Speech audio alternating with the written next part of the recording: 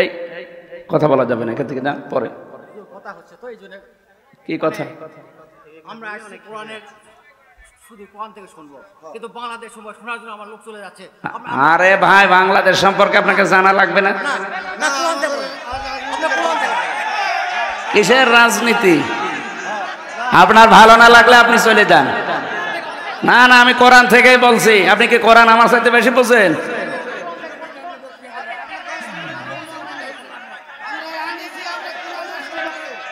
আপনারা আনতে বলেছে কে?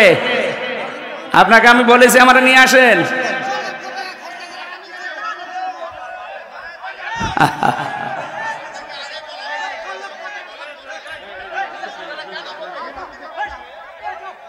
আপনার কাছে কি জিজ্ঞাসা করে কথা বলা লাগবে আমার? এটা আগস্টের 5 তারিখের করার জায়গা পান না? দেশটা ফোকলা করে ফেলেছেন আপনারা।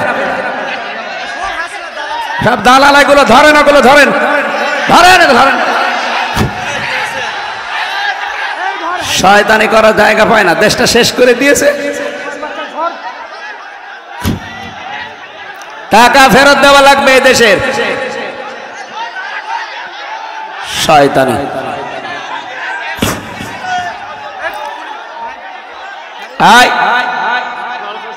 পাগলরা ছেড়ে দিন। বসেন বসেন।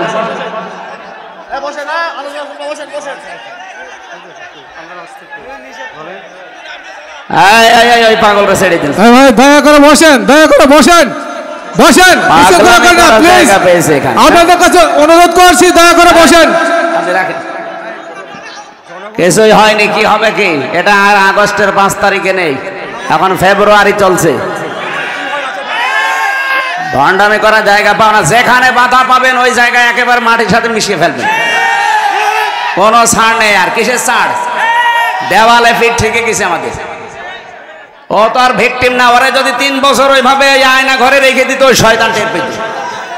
খেয়ে না খেয়ে জীবনটা শেষ করে দিয়েছে আমার। দেশটা ফোকলা করে ফেলেছে, মাল পানি সব বাইরে পাঠিয়ে। আর এখন আবার বলে রাজনীতি হচ্ছে। ওর কাছে জিজ্ঞাসা করে কোরআন আমারে বলা লাগবে? ওর চাইতে বেশি বুঝি আমি। আবার বলে টাকা খরচ করে। তোর টাকার জন্য এসেছে মানুষ। হ্যাঁ,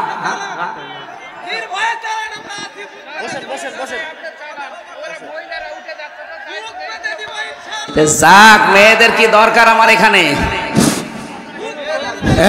সবাই বসেন তো ভাই, বসেন বসেন বসেন বসেন। আপনি বসেন। এই প্রশাসনে যারা আছেন, পুলিশ ভাইরা, ওই পাগলরে ধরে নিয়ে এক জায়গায় বসিয়ে রাখেন। ও পাগলরে ধরে এক জায়গায় বসিয়ে রাখেন। পুলিশ কই? পুলিশ এখানে কি করে? কি প্রশাসন তো এখনো সে 100 জনের 90 জন ওই দালাল গুলোই আছে।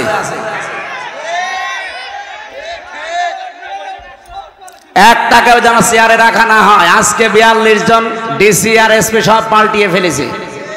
এই 14 সাল, 18 সালের, 24 সালের নির্বাচনে যারা হাসিনাকে সাহায্য করেছে, একটাও যেন দায়িত্বে না থাকে। ডক্টর ইউনূস এটাই করছে সামনে। উনি অনেক বড় খেলোয়াড়। আপনি মনে করছেন যে বুড়ো মানুষ কি করছে? এই জন্য যারা প্রশাসনে এখনো নিরপেক্ষ হয়ে বসে আছেন, হাসিনার দালালি করবেন সামনে, আপনি সাবধান। ওকে ধরেন, ধরে এক জায়গায় বসিয়ে রাখেন, মোনাজাত করে নিয়ে। ওরে আমি দেখছি কোন অঞ্চলে বাড়ি ওর। ভণ্ডামি। মানুষ চলে যাচ্ছে, চলে যায়, যাক। মানুষের কি দরকার আমার? এই বসে পড়েন।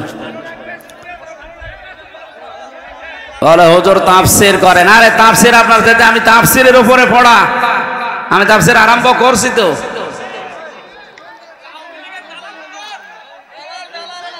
এইগুলো ধরে যেখানে পাবেন মাটির নিচে দিয়ে দেবেন, কারণ ওর উপরে থাকার কোনো যোগ্যতা আর নেই।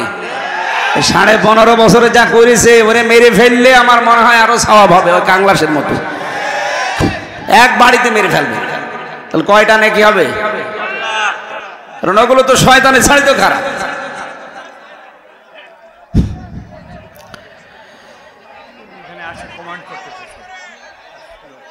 না, ও চ্যালেঞ্জ দিয়েছে। ও মনে করছে আমির হামজা কি ও ছেলে ছিল, বোঝে না। আরে বেটা, এখন এই দেশ চলছে কি করে আপনি টের পাচ্ছেন? হ্যাঁ, আপনি কি মনে করছেন আমাদের সে রামরাজত্ব এখনো ফিরে আছে? আপনি কি আওয়ামী লীগার হয়েছেন আমি জানি না, আমার বংশের চাইতে আপনি বড় আওয়ামী লীগ করেন। আমার বংশের 100 জনের 98 জন ছিল, সব পালিস। ওরা যে এখনো টিকে আছে কি করে এলাকায়? এতদিন যে অবস্থায় ছিলাম ওই অবস্থা ওদেরও করা লাগবে।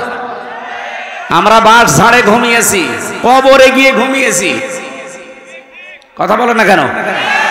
আমার নিজের মেয়ে 3 মাস 7 মাস বয়স, তারে রেখে চলে গেছি জেলে।